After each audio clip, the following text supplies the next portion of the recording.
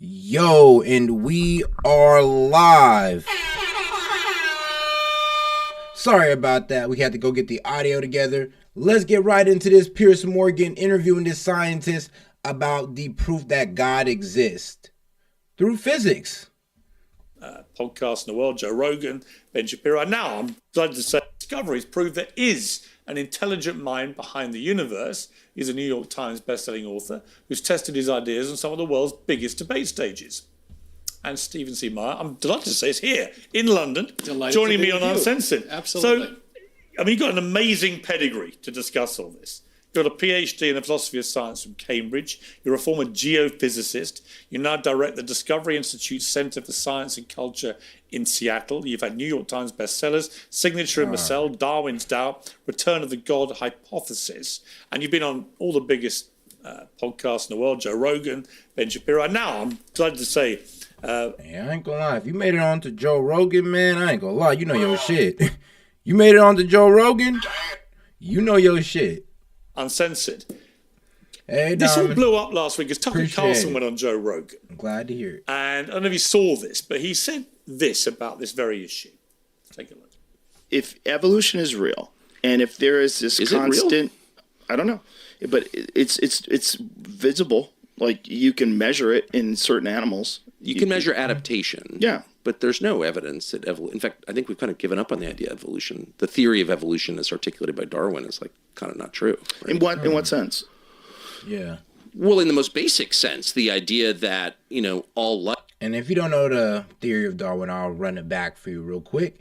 It is a theory that among every generation of humans, or I guess animals, there is a mutation among one of the offsprings that pretty much makes it have an advantage over the others.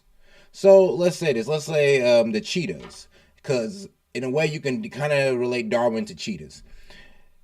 When a cheetah now runs 80 miles per hour. When I was a kid, it only ran 70. So that means with every generation of cheetah, the cheetah got 1 or 2 miles faster, or at least a half a mile faster. So that means with every generation, there's either a mutation of its improved, already had ability, or a new uncommon ability that's only going to progress its survival. Life emerged from a single cell organism, and over time, there would be a fossil record of that, and there's not. Your response? Well, I don't know what Tucker knows about all this, but Probably not as qualified as you, but he likes to it would start with ask something that around. happened here in London a few years ago, 2016, major conference They convened by the faster? Royal Society. Oh God, bro! I looked up how fast a cheetah go. That man said 80 miles per hour. I was like, bro, when I was a kid, it was only going 70. So yes, that's how you could apply Darwin's theory to cheetahs. Every generation, these cheetahs got faster. Arguably the world's most august and prestigious scientific body, was convened by a group of evolutionary biologists who are dissatisfied with the standard neo-Darwinian theory of evolution. And many of the conveners are calling for a new theory because the primary mechanism of biological change articulated by Darwin and his subsequent followers, now called the neo-Darwinists, the idea of natural selection acting on random mutations and variations, is now understood to lack the creative power to generate major changes in the history of life. Yeah, and I'm gonna be real with you. Yeah, Darwin's theory falls short when it comes to like humans, and this is what he's talking about. He's not talking about when it comes to animals. I ain't gonna lie, when it comes to animals, it actually lines up pretty well. But when it comes to humans, there's no way to explain how us humans evolved from the Homo erectus to the Homo sapien. They're just damn near two completely different humans, and like the ability of one far outseeds the other. Is like, how did that happen? There's no way, there's no crazy mutation among the Homo erectus just to boom pop out a Homo sapien.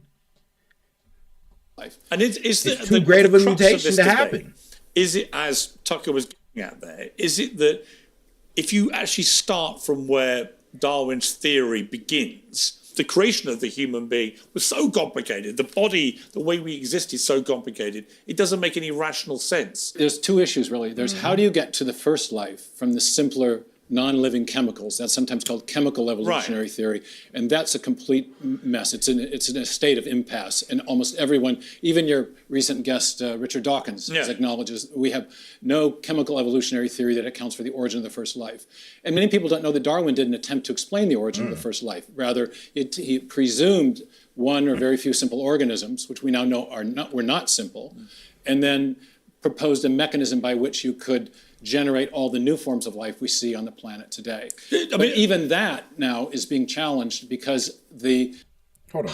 God damn. So it's like every damn Darwin getting challenged. The theory that we try to replace with Darwin's getting challenged is like, yeah, y'all need to make up y'all minds. Main mechanism of evolutionary change does a nice job of explaining small-scale variation. What's good, Kingsley? What Appreciate Tucker you was pulling referring up. to, I think, is adaptation. This would be examples like Darwin's finches, where the beaks get a little bigger, a little smaller in response to varying weather patterns. But it does a very poor job of explaining the major innovation. Oh, I did leave out one fact too. Also, according to the weather, wherever these animals were, they become a different color, or certain parts of their body part would be bigger than the same animal in a whole different location. But y'all know that. In the history of life, such as the origin of birds or mammals or animals in the first place. And there in the fossil record, we do see many instances of very abrupt appearance without the transitional intermediates that you'd expect on the basis of the Darwinian picture of the tree of life. So is your belief that the Darwin theory actually fails then? I think it does fail. I think it captures an element of the truth. There's the small-scale microevolutionary variation is certainly a real process, and no one disputes that. Natural selection is a real process, but what's at issue now is the degree to which it has genuine creative power. And I think at this 2016 conference... Well, natural selection is like what the fittest survive and the women will only mate with the strongest of men? Yeah, natural selection. The opening talk was given by a prominent Austrian evolutionary biologist, not an American talk show host. And he enumerated 5 major explanatory deficits of neo-Darwinism, many of them surrounding this problem that the mechanism lacks the generative or creative power necessary to account for the major innovations in the history of life. Well, your best-selling book, new book, Return of the God Hypothesis. These are facts. It's very hard to explain, like I said, how we went from the Homo erectus to sticks and stones to Homo sapiens with the damn near developing modern technology. Now, if you believe in ancient civilizations and ancient technology, then yeah, how the hell do we go from these ape-like creatures to these alien-looking like creatures, and now all of a sudden we have this great technology? Like, let's be real, it should have took longer for humans to reach this level. You argue there are 3 big scientific discoveries that point to the existence of God. I want to go through these. One, the Big Bang Theory. So why would that lend support to a theory of a God? Well, right. Maybe just a little framing before I dive into the evidence. Professor Dawkins at Oxford has said that the universe has precisely the properties that we should expect if at bottom there is no purpose, no design, nothing but blind, pitiless indifference. Damn. And though I'm on the opposite side of this science v. God issue with the good professor, I think he does a marvelous job of framing key issues. And this is one of those great framing quotations. Yeah, I feel it. He's like, yo, if there is a God, then this nigga is cold. He is a savage. Like, hey, he letting anything fly. Like, he made this motherfucker and he just took his hands off. Like, I'm just gonna let y'all ride out. You let y'all ride that out. It's like, yeah. Or is there a deeper meaning behind, what the Creator has for us, or why He allows these things to happen? I can go into it a little bit more, but it's going to turn into a more spiritual episode. Let's be real. Because what he's saying is that whether we think of it as a scientific question or a philosophical question or both, if we have a hypothesis about reality, the way we test that is by looking at the world around us and seeing if what we see comports with what we would expect to see if our hypothesis were true. Mm-hmm. And his hypothesis is that of blind, pitiless indifference, which is a shorthand way of saying that everything came about by strictly undirected material processes. And what the materialists expected coming into the early 20th century was evidence of an eternal, self-existent universe, one that had been here for an infinitely long time and therefore did not need an external creator. What in fact Yeah, I ain't gonna lie. That idea it has no imagination. Like, what? Like, there's so many questions to be answered. Y'all just try to hit us with that. Like, oh yeah, the universe always been here. Nothing created the universe. It just been here. I'm like, I don't know about that, bro. I don't know about that. That's a little too cut and dry. It's like such a simple, easy answer. Come on now. Universe, we got physics in this bitch. I'm pretty sure the answer is way more complicated than that. The astrophysicists, the cosmologists, the astronomers found was evidence of a universe that had a definite beginning, and therefore one that could not have created itself, because before the matter of the universe came into existence, there was no matter there to do the causing.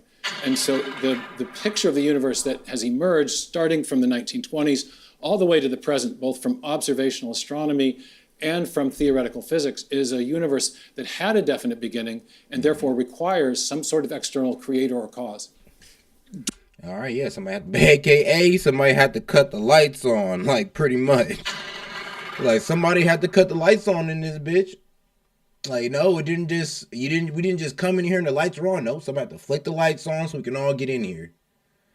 And that's all he's saying. Dawkins is obviously one of the world's most famous atheists. Are you a believer in God yourself? I do believe in God, yes. Okay, so let's play a clip from Dawkins on this show. Hey, chat, y'all believe in God? Let me know. So why is it not possible that there is a superior being, power, which many people believe in different ways? It's possible there are different fairies at the bottom God. of the garden. I mean, all sorts of things are possible. You can't deny that. Well, except I've never seen fairies at the end of the garden. Have you? No, you've never seen God either. No, but you don't know for sure that either doesn't exist. No, I don't know that fairies don't exist. Fairies there may be leprechauns, for all I know. You know, my big question for all atheists, is, okay, you don't believe in God, but what was there before the Big Bang? I ain't gonna lie. Atheists do believe in one thing, man. They believe in science. They believe in the code of nature. It's like I said, they believe in the creator's, like, I guess, rules, or if you want to see the creator as like a programmer, let's say that. Let's think of God as a programmer. He wrote out a list of codes that we all follow, that the scientists follow. So even though these atheists may not believe in the creator or the software engineer, they do believe in the code that the software engineer wrote, that they abide their life by, that they have no choice but to abide by. They still believe in that. Before this all started, in other words, what was there before supposedly nothing? It's like you believe in the game, but you don't believe in the gaming company. What is nothing? Nothing to me seems to be a totally incongruous word. What is nothingness? And if you can't explain it, to me, and I believe in God, but to me, it suggests there must be a power bigger than the human mind at the start of all this that was able to comprehend what may have happened, because we can't. Right. Dawkins wants to portray theistic belief as if it's equivalent to belief in fairies, and he'll concede that, well, it's possible. But I think there's a stronger argument for the theistic case. And that is that when scientists and philosophers reason from evidence, they typically use a method of reasoning that has a technical name. It's called inferring to the best explanation. Okay. Where the best explanation is one where you're invoking a cause which has the kind of powers that would be required to explain the phenomenon of interest. And you correctly pointed out in your conversation with him that when you get back to that, what physicists often call the singularity, the point where matter, space, time, and energy begin to exist, the materialist is really up against a huge conundrum, because prior to the origin of matter, there is no matter to do the causing. That's what we mean by the origin. Oh, shit. He's like, well, prior to the Big Bang, there was nothing around to do anything. So it was a blank space of no matter, just a vacuum of blank space. And boom, all of a sudden matter popped off, and then boom, here we are today. Out here walking around discovering what the hell we in. Origin of matter, that's where it starts. Right. And so if you want to invoke a cause which is sufficient to explain the origin of matter, you can't invoke matter. It's in principle, the materialistic explanations are in principle. Yeah, so you can't be looking for something that wasn't there in the beginning. There was no matter before the Big Bang, so if you're over here trying to look for matter, you're only going to get as far as the Big Bang. Insufficient. So you need to invoke something which is external to the material universe and is not bounded by time and space as well. And that starts to paint a picture of the kind of cause you would need that has the sort of attributes the traditional theist. You know, it's pretty crazy. Our universe is about, what do they say, man? 14 trillion years old. They say our universe is like old as hell. So we could track back matter in our universe, like planets, stardust, and all that good stuff, maybe about 14 trillion years back or so. Like crazy shit. Traditionally associated with God. God is a timeless, God is outside of time and space, has causal powers, is an agent with volition, and therefore can initiate a change of state from, in this case, nothing to something. And do you believe that God... Yep, and that's the tricky thing about believing God. It's like, if you're a scientist, it's like, well, matter comes from matter. So if we trace the matter, we should be able to find where the universe came from. Well, when the universe popped off, there was no matter. So that means something of great intelligence must have enacted this, and then boom, made all this matter just appear out of nowhere with the full knowledge that's going to form planets and life forms and stuff. Created this original single cell from which everything flows to us. Oh, the single cell as opposed to the universe. Well, I guess you go back to the universe, and then you go back to the creation of a single cell that has this incredible complexity that eventually, through the process of evolution, leads to human beings. I do think do you believe that's really the most likely scenario? Yeah, I do think there's incredible evidence of intelligent design at the point of the origin of life, because that first simple cell, in the 19th century, Thomas Huxley said that the cell is a simple homogeneous globule of undifferentiated protoplasm. And brilliant phrase. Wonderful. He was one of the great scientists of the 19th century, but we know so much more now that he didn't know. And what we now know is that inside even the simplest cell, we have digital nanotechnology. We have the information stored in the DNA. We have an exquisite... Yeah, I ain't gonna lie. When you really broke down the single cell or the cell, there's so much more than just little microscopic jelly organs. Like, yes, there's DNA, there's information being held in your cell, electricity that's in your cell. There's a lot of things going on in this very, very small thing that you're made up of. A lot system of information in each one. Storage, transmission, and processing, and that information is being used to build protein machines and other even more complex nanomachinery inside the cell. So it's a sort of automated factory run by digital information. People didn't know about that in the early 19th century. But do you believe, like I said, originally there's just one single solitary cell that's created? Well, right. Presumably that's where... Is that what you think? I do think there was an original cell that was created. Because the theory of evolution says the journey from single cell to the full complexity of life on Earth and so on happened by random trial and error. But your position, I think, is that it's so complicated, this original single cell, so complex for all the reasons you just articulated, that that's just simply not feasible, that it would be just random trial and error. It had to be the creation of some superior entity. Right. Is that right? Well, again, there's two contexts. There's the how do you get to the first cell, and then how do you get from the first cell to everything else. Let's just take the origin of the first cell. You think the creator of the universe is God? I do. And then out of the universe comes the creation of a single cell, which again is God. Right. Here's the evidence, though, that when we see information in a digital or alphabetic or typographic form, and this is what we actually see in the DNA. When Francis Crick elucidated what he called the sequence hypothesis in the late 1950s, he realized that the 4 subunits along the interior of the DNA are functioning like alphabetic characters in a written text or digital characters in a section of software. What we know from experience is that whenever we say information of that sort, it always comes from a mind. Bill Gates, our local hero, has said that... Yeah, that's how I see it too. I do kind of see God as like almost like a software designer. Like, dude was writing this amazing code. He done pushed it out. That was the Big Bang, and boom, everything just ran perfectly as the code as he written. Man. DNA is like a software program, but much more complex than any we've ever devised. Richard Dawkins has acknowledged that it functions like a machine code. Well, what we know is that software comes from a programmer. And in fact, whenever we see information of that kind, whether it's in a software program or a hieroglyphic inscription or a paragraph in a book, it always arises from a mind, not a material process. So the discovery of information at the foundation of life and even the simplest living cell comes out of thought. Comes out of pure thought. Like, damn. He said, bro, matter came from thought basically. So everything came from the thought, from the mind. Huh. I argue, is decisive evidence of the activity of a designing mind in the origin of life. Because it had to be thought of. What is the Goldilocks zone? Another of your big bedrocks of your book. Well, this is one way that the physicists refer to something that they call the fine-tuning of the universe, or sometimes they talk about it, the anthropic fine-tuning.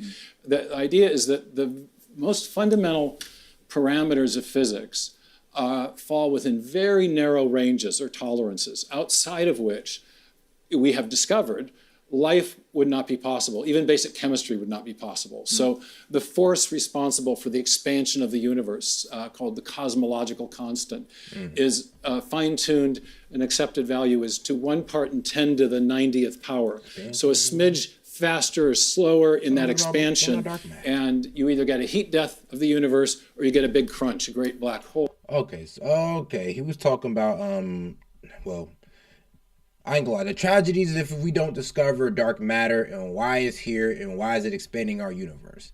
Now, dark matter is this hidden force in the universe that pulls everything apart. So yes, we are getting further from other galaxy-like units, and, well, other star systems. Let's just keep it a buck. This is what's going on. And if it keeps going on like this and keeps on pulling apart, gravity as we know it may unfold, and then everything just has a crazy ass orbit and we just fly into free fall and that's the end of the universe. Or it could be even wilder, and it's like what? It's like a rubber band. You keep stretching it and stretching it and stretching it, and this is a theory called the Great Crunch. And when the dark matter finally can go as far as it can, the universe all crunches in and collapses on itself, and we just crash into each other. You know, all bad. All bad. In either case, life is not possible. That's just one of many parameters that fall within that kind of a sweet spot. So sometimes the physicists do talk about are living in a Goldilocks universe. Luke Barnes has written a wonderful book about the fine-tuning. A physicist who also did his PhD at Cambridge has written a book called The Fortunate Universe. So these types of terms are now making their way into physics because physicists did not expect that life would depend upon such an exquisitely and improbably arranged set of basic parameters. But there we have it. They did. This is what they found. But again, that comes back to the idea of a designer of all this. Well, one of the scientists who first discovered these fine-tuning parameters was Fred Hoyle. And Hoyle was a pretty aggressive scientific atheist. He opposed the Big Bang and even gave the Big Bang its name, the Big Bang, as a kind of pejorative to make fun of the concept. But after he discovered some of these fine-tuning parameters, he had a shift in his philosophical perspective, in his worldview. And he was later quoted as saying that a common sense interpretation of the data, the fine-tuning data, suggests that a super intellect has monkeyed with physics and chemistry to make life possible. And I would say I love the way the monkeys always make it into the origins discussion, even if it's in physics. Always goes back to monkeys. Always monkeys, either at a type. Yep, and that's what physics is proving. It's like, yeah, this ain't real. It's like there's no way you can sit here and say this was all an accident. Somebody of high intelligence wrote this shit out. There's just no way. And that is what we're all coming down to. Writer or something. Yeah. There are other scientific hypotheses. Like, bro, don't even think about, is God real? Think about it like this. Bro, does this universe have a programmer? AKA God? Like, think about it like that. That don't use God as an explanation for all this. One is the simulation matrix theory, which Elon Musk talks about, or the idea of a multiverse. And when I had Neil deGrasse Tyson on, the astrophysicist, he said this. What was there before the beginning of the universe? Everyone asks this question. What's the simple answer? Oh, I'm delighted I can respond to you. We don't know. Huh? But we got top. The beginning of the universe. Everyone asks this question. What's the simple answer? Oh, I'm delighted I can respond to you. We don't know. But we got top people working on it. Okay. You know what? There may have been a multiverse. I like that. I like the honesty. So we genuinely don't know. People just don't know, right? We don't know. There might have been a multiverse that's birthing universes, and we're one of them. But that just pushes the question one step further before that. what was around before the multiverse. So we just don't know. It's a frontier question right now. What is your response? I mean, a lot of astrophysicists and Elon Musk and others think it's actually about the multiverse. For those who don't know, what is the multiverse, and what's your response to that? Sure. The multiverse is the idea that, yes, the universe is incredibly finely tuned against all odds to make life possible. But the explanation for that is not that there was a cosmic fine-tuner, an intelligence who set the universe up so that life would be possible, but rather that there's a billion or gabillions of other universes out there that have different combinations of these different settings of these different parameters, and that ours just happens to be the lucky one. And the reason that we have life in our universe is not that it was designed for life, but rather there was a kind of giant cosmic lottery that is responsible, and that life must have arisen somewhere. And again, okay, so they're trying to put it all on luck again. It's like, that's crazy. Anything but to accept that there's a God, they gotta be like, no, it gotta be luck. It just gotta be luck. We're in a multiverse, lottery, whatever. It's like, no, bro, just accept the fact that, yeah, we're living in somebody else's program right now. And the program is so goddamn nice. It's like, look what we can do in it. You can't say this program ain't smooth. Again, we just happen to be in the lucky universe. Oh, and my response. Yes. Yes, right. Well, the multiverse hypothesis is specifically relevant to explaining this fine-tuning. But there's a problem with it, and that is that if you have all these other universes out there, the very existence of these other universes does not explain the fine-tuning in our universe. Exactly. And here's why. If those other universes are separate from our own, then there's no causal connection between them. So whatever happens in those other universes has no effect on our universe, including it has no effect on whatever process was responsible for setting the fine-tuning. So in virtue of that, multiverse proponents have had to propose a kind of common cause of all the universes, a universe-generating machine of some kind that could allow them to portray our universe as the lucky winner of a giant cosmic lottery. And that's where the rub comes in. But is that possible? Well, yeah, there's a problem with it. And that is that all of the different universe-generating mechanisms that have been proposed, some based on something called string theory, others based on something called inflationary cosmology, themselves require prior fine-tuning in the universe-generating mechanisms. And so you explain the fine-tuning in this universe by invoking a universe-generating mechanism, but that mechanism in turn has to be finely tuned, and so you're right back to where you started without an ultimate explanation for fine-tuning. And yet Yeah. Like, bro, I always did say that, look, like, a lot of people try to go against nature, but nature self-corrects itself on a universal level. No matter what you do, as long as the laws of nature says it's supposed to be that way, it's going to make it that way. Like, if you really think about it. If you were supposed to be born a man and you try to become a woman, the laws of the universe or the laws of nature is going to make sure that you suffer for it. I'm telling you, you can't go against the code low-key. You can't.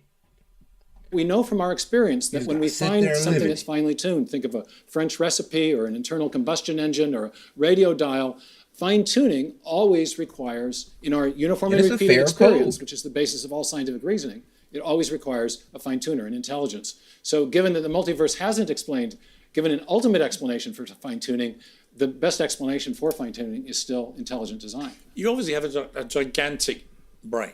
That's clear. And you obviously know all about this stuff. But are you prepared to accept you could just be completely wrong about this?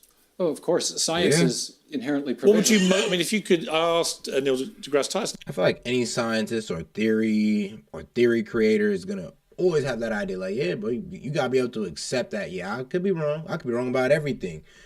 God could pop down on today and just tell me, nah, that ain't even step one. But if you could get the answer to any of life's great mysteries, if I said to you, come on, the two or three things you'd most like to know the answer to, that no one's ever worked out, what would they be? I think it's well, I just lost my mother. And I think the deepest and hardest questions in life are not actually these big metaphysical questions. I think if you think carefully about them, there's a pretty clear answer. But I think it's the questions that come up because of the events in your own life, and sometimes suffering, sometimes joys, why things went this way rather than that way. Those are the questions I think are the hardest ones, the existential questions of one's own personal experience. I'm very sorry about your mother. I shouldn't have introduced a personal element like that, but I'm glad you did, because actually it does play into what you just said. Did that whole experience of losing your mother, did it change any of your thinking about any of this? I think the experience of grief was something that was unexpected in how intense it was. She had. I ain't gonna lie though. If you ask me, what is one thing you want to know about the universe? Well, shit. First off, of course, who made it? Like, just who made it? Like, who made it? Like, and who's the first civilization to pop up on this successfully? And probably my third one would be, is there a way to live forever? Can you escape death? That's all.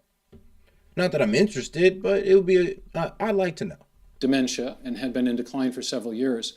You think you're prepared when you're losing someone by degrees, but there's a finality of death that I think overtakes all of us in that moment of grief. And there's something about the grief experience that it seems to make everything else pale to insignificance in that moment. And I think it's kind of, my own view of it is this kind of a signal. Like your conscience tells you what's right and wrong. I think grief is telling you about what's really important, and that in that instance, what was important is that we had lost a person of eternal value.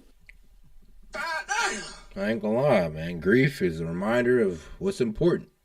Let's be real. When somebody's gone, you think about all the times you could have kicked it with them. You could have chilled and had fun and all that. Like, when grief sets in, you're right. It do remind you of what's really important out here. And so, I think it was, you're never really prepared for the loss of a parent. And I thought I was, but I wasn't. Do you take comfort because of your religious conviction that you'll see your mother again in an afterlife? I absolutely do, yeah. And I think when I was on the Rogan program, he was probing about both the objective evidence for belief in God and my subjective experience. And I would never base an argument to another scientist or philosopher on my subjective experience. But I think belief in God has, I think, legitimate objective and subjective basis. And I think that mysterious moment when you see a loved one passing, when the body is there, but the person is gone, it raises some profound metaphysical questions, or maybe a metaphysical awareness that there is something more than the material that is part of all of us. So in a way, what you went through with your mother may have actually intensified your own belief in your theory about all this. Yeah, sure. Because you felt it. Yeah, exactly. I ain't gonna lie, don't nothing bring you closer to God than death. I promise you, like, it's the pure fact. Man, let you come close to dying, let you experience someone dying, bro, trust me, you gonna find God real quick. You can either find God in the most beautiful way or the most tragic way. You gonna find him. That's where whenever I argue with atheists, I'm always struck by their refusal to go there into stuff like that. And yet they must themselves, through their own life experiences, have moments and experiences which must test their own conviction that there is nothing else. Yeah, absolutely. I think it's a both and thing if you're a believer. There's plenty of good, solid scientific evidence, good philosophical reasons for belief. But then there are these experiences, too, that we have along the way that suggest it's not just matter in motion. There's more to the world than the material stuff. When you hear someone like Richard Dawkins, when he's so... God, there's more to this world than just the physical and what you can touch. There's a whole spiritual aspect of this world that you kind of need to tap into. This ain't the podcast for it. This ain't the episode for it. But don't worry. I'm going to have one. I'm going to have one up for y'all. Don't worry. We won't get into aligning your chakras and positive energy without the crystals and tarot cards. Don't worry. We're going to keep it strictly science-based. So emphatic that he's right, and believing in gods like believing in fairies and all this kind of thing. Do you respect that, or do you think it's just performative? Well, I honestly, he signed a book for me once in a line. I've never met him. But when I watched the interview you did with him, and I honestly, there's something about the guy. I love the guy. He's so intense about. He was quite rude about me afterwards. I don't know why. Because I really quite enjoyed the interview. And I thought it was quite it looked like you were having fun. Yeah, I didn't think there was a problem. He clearly thought there was. But I always feel that anyone who has that level of intensity about the big questions in life is someone with whom I share a kindred spirit. Now we're in the opposite. We've come to the opposite conclusion. But I also think he has this great talent for framing issues. You know, the universe we observe has exactly the properties that we should expect. That's a great quote. If no design, no purpose. Another one, he says that biology is the study of complicated things. Ooh, that's a cold one. If there's no design, there's no purpose.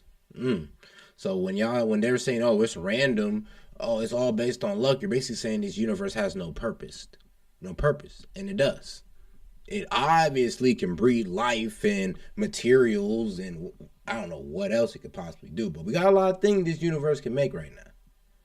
To give the and appearance some shit we ain't even seen of having yet. been designed for a purpose.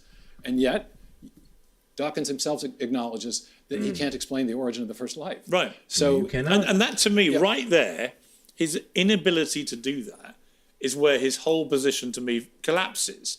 Because if you're going to just make assumptions that another person's view is completely wrong, there cannot be a God. Well, okay, fine.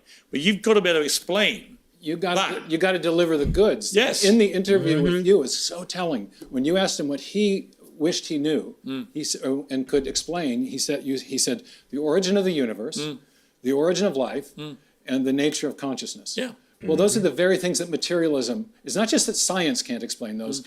A materialistic worldview fails to explain those. And actually, You gotta be in top with the more spiritual side of this world to understand those things. Like everything cannot be solved by the material, or I would say by what you can feel, and like with science and all that. You do have to get a little spiritual with this shit, and like I said, I'll go over it in other episodes. Belief in God is in a way endorsed by those big questions, because the human brain cannot come up with any other logical explanation.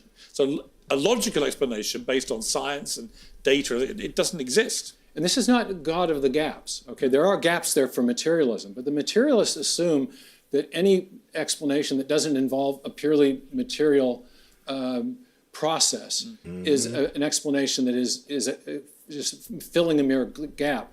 But the rules of make sure to like, subscribe to the video. Appreciate the love. A good explanation provides a causally adequate explanation, where you infer an entity which, if true, would be capable of generating and therefore explaining the thing of interest. We look at the origin of the universe, and we understand that matter, space, time, and energy come into existence.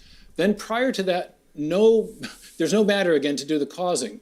So materialistic explanations are inherently inadequate, and yet positing an external entity that has volition and agency does fit the bill. If true, that would provide. You saying right now there being a God makes more sense than these other theories of creation. Like, let's keep it a buck. Like, and the thing is, they didn't even have they have a theory. They didn't even have a real problem solver. At least when you say there's God, that's the problem solver. It's like, well, there you go. That's the end of it. That's the answer. There's a God. He created this. Now we ain't got to worry about all the other stuff. We can just worry about how it works. Boom. Let's just worry about how what God gave us works. A positive explanation. So here's a tough question. Because I've had family members who've renounced their faith over the Holocaust, for example. Right? How could a fair, just God allow that to happen? When you look at what's happened in Israel and then Gaza in the last 6 months, a lot of people might question, well, why would a God that has the universal creative superpower of the kind that you believe God had to create all this, why would they allow such misery and hell to also exist in this life? I'm gonna be real with you. I'm gonna go follow I'm gonna go the Buddhist route and say that the Creator kind of wanted us to suffer through life and have these experiences that overall make us better people, that bring us to a higher consciousness. And how are you gonna grow as a person if you experience nothing but good times? Like, let's keep it a buck. Like, can you tell me how you ever grew as a person or as an adult, as a man or a woman, without going through any type of hard times or suffering? The hardest time, the darkest time, is what made you the mature person that you are today. And those who don't go through enough suffering, who have the easy life, are spoiled brats. So let's be real. If the Creator is real and it wanted us to grow into a bigger consciousness or into a higher consciousness, why would it just give us a perfect existence? Come on. If we're His creations, it don't want to spoil His children. Kind you just have you thought about that? Well, of course. You can't. There's a You can't blame God for it. Theistic answer goes back to St. Augustine and maybe earlier. The idea of sometimes called the free. On God, mustache man. Shout out to Buddha. Shout out to Buddha. That's exactly what he said. That's the only thing guaranteed, that you is going to suffer, and you better grow from it. Free will defense, if you're in an argument about the so-called problem of evil. I actually find it persuasive and compelling. And it's the idea that God created us as free moral agents, and understood in creating us that way that he was taking a risk. That we could use our agency for good or for ill. We could use it to love him and to love the other creatures he's made, or we could use it to aggrandize ourselves. And we have instances of both on this planet. And the people will say, well, why would God do that? Well, I think the answer is that God understood that creating agents with free will opened the possibility of evil, but it also opened the possibility of genuine love. Exactly. Like, that's what people don't understand. They say, why couldn't we just live in a perfect world? Why is all this suffering and all that? Because like I said, there would be no real elevation of consciousness. We wouldn't really develop true love. We wouldn't develop these complex feelings that make us feel joy and happiness. Like, it just wouldn't exist. There would just be like probably 3 emotions you would feel if it'd be a perfect world. And that's happy, hungry, and I guess satisfied. Like, that's all you're doing. And that ain't a life. Like, let's be real. Like, the complexity of life is what makes life life. It ain't lifing if it ain't complex. And you ain't lifing it up if you ain't suffering a little bit. If he had created mere robots, we wouldn't really be persons. We wouldn't have the quality of life that is possible to us. So it's, in a sense, it's evidence of a divine risk. But it was a risk that I think he deemed worth taking, and ultimately, in the Christian tradition, which you and I share, there's a plan for sorting all that out at the end. Redemption. Do you believe in aliens? Well, I'm very skeptical about extraterrestrial intelligence. It used to be. Isn't it more likely than not that there are aliens? That's a very good question, Piers. It used to be thought among physicists and astrophysicists that the answer to that question was yes, because there's so many galaxies. And this is part of the cosmological question that's so fascinating. I wrote in Return to the God Hypothesis that there were 200 billion galaxies. I've since been corrected by an astrophysics colleague who says it's probably closer to 2 trillion now. Which is an insane number. An insane number of galaxies. Yeah, when I tell you that the universe is 14 trillion years old, I'm not lying to you. Like, it's been expanding for a long time with so many galaxies is unfathomable. It's like, bro, it's almost like you go into one of these galaxies with them, it'd be like going to a whole nother world. You don't need another universe. Just hop to a whole different solar system. So how can we say with any real conviction that we're feel like it enough. Things like this? There's a couple of books that came out in the early 2000s. One called Rare Earth by 2 astronomers at University of Washington, another called Privileged Planet. And yes, there's a lot of galaxies out there, but it turns out that the number of parameters that have to be finely tuned in a just right way to make not just a universe conducive or consistent. Yeah, low-key, like, there is a lot of requirements for a planet to be inhabitable. Like, you got to be within this sun inhabitation zone. So there's an habitation zone around the sun to which water can exist, because you need water for life. Consistent with life, but a life-friendly solar system, a life-friendly planet. The number and improbability of getting all of those parameters right may actually dwarf the number of galaxies and planets out there. It's an open question, but it used to be thought a slam dunk. There must be life elsewhere. Now I think there's an argument both ways among the astrophysicists. But the truth is nobody knows. Nobody knows. We haven't found anything like it. Final question: what's the meaning of life? Well, I think it ultimately is to come into a relationship with the Creator who made the universe. In the closing chapter of my book, I talk about Viktor Frankl and the man's search for meaning and how universal that is, and that nothing can mean anything to a rock or to an atom or to a planet. Things only mean things to persons. So if there is to be meaning in life, there must be genuine persons to whom we can mean something and Yep, so that whole, I'm going to be alone for the rest of my life. Yeah, you ain't living up to your true potential in life, and let's be real. We are all social creatures, so if you're human, you're a social creature. You ain't no different from the rest of us. You ain't special. And who can mean something to us. And yet we all die. And so I think if there is a God, it reopens that question of ultimate meaning. The French existentialists used to say of Sartre, without an infinite reference point, nothing finite has any lasting or enduring meaning. Right. But if there is an infinite reference point, and that infinite reference point is personal, that is to say, if the universe was created by a personal agent who wants to know us, then the possibility of enduring meaning is again on the table. Yeah, I mean, I've had this conversation with Ricky Gervais. It's like, well, if you only believe that what happens in your existence here that's it, how sort of pointless, transitory, and vacuous it must all be to you. Whereas if you believe in the concept of infinite life, albeit in a different way, that's great. That's the question that haunted me as a teenager. Is it? Yeah, it was, what's it going to matter in 100 years? No matter what I worked on, no matter what I achieved, no matter what goal I set, I thought I couldn't. What was the point? And, hey, there is an importance. All the research y'all doing now is going to bring us closer to the truth in the future, or we may discover it now, so we can have more enlightened. I said we'd have a more enlightened youth in the future.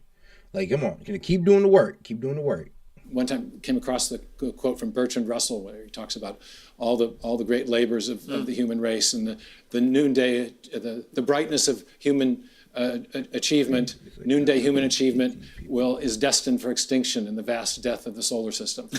I wasn't much fun at parties as a teenager. But those sorts of, at a certain point in life, whether it's when you're very young or often when you're nearing the end, those sorts of questions percolate. Particularly, I think, when you get near the end. Yeah. When you're really questioning, am I right? It just seems to me completely in the same way that when atheists can't explain what happened before the Big Bang, and when they can't say that, and when they say nothing happens when you die and stuff, that's where my belief in God gets massively increased. Well, it's on God, though. It's when the atheists can't really describe, okay, well, if there's no God, then what's your answer? And they're like, well, because y'all don't want to believe in the Big Bang because y'all can't trace matter further back than the Big Bang. And y'all don't really want to believe in what? Y'all don't want to believe in that nature. Y'all don't believe that y'all actually believe in God because you believe in nature. You believe in the code that God has written for us. You don't want to go with that. So, I don't know. There's kind of like a narcissism with the atheist people, with the people who are atheists. And it's kind of strange. It's like a narcissism. Like, even with the guy who's explaining his, like, I guess, theory of why God don't exist, there's always a smirk to these people. There's always an over condescendingness. And I'm gonna be real with you. Most atheists are low-key intelligent people. I'll just keep it a buck with you. It's one of the main reasons I think there must be a God, is that actually none of that would make sense. That we just started one day and there was this weird thing called nothing before there, which no one can really explain to me what that is. And at the end of it, it just ends, and then that's the end of that. That doesn't make any sense, that someone would create something so extraordinary that's led to us, the human being, and then at the end, that's it. And that's the other thing about the grief emotion, is that it seems to be telling us there's something profoundly unnatural, not intended by death. But then on the flip side, in that realm of objective scientific evidence, and this is the message of my book, to me, when I look inside the cell and see the evidence of that digital storage, transmission, and processing system. Richard Dawkins himself said, upon seeing an animation of this recently, that he was knocked sideways with wonder at the intricacy and complexity of the digital information processing that's going on inside cells. This is extraordinary. It's like a 3D printer. You've got digital code directing the construction of three-dimensional structures and machines all inside the tiniest recesses of the cell. There is no materialistic chemical, evolutionary, or other account of that. But we see features inside the cell that are reminiscent of our own high-tech information and digital technology. This seems to be pointing, obviously, to a transcendent mind. Fascinating stuff. Yeah. It's kind of like, as so what? As above, as so 10 times smaller. So we have the same computer chip system in your phone and all that. It's damn near the same computer chip system that you have in your body, or with your brain and your cells.